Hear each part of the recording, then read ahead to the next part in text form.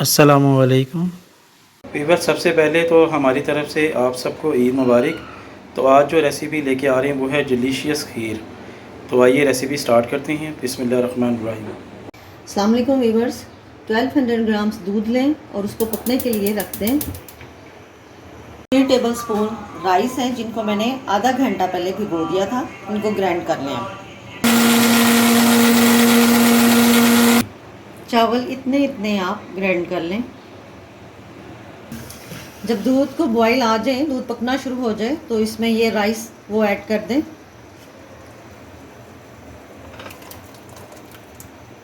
دودھ میں چمچ چلاتے رہیں تاکہ یہ نیچے سے لگے نا، اور اس کو وقتاً فوقتاً چیک بھی کرتے رہیں۔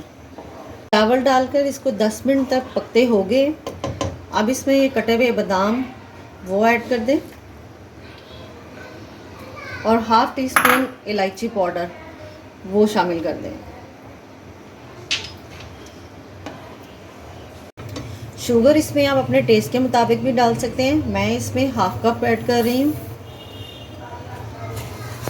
وہ اس میں مکس کر دیں۔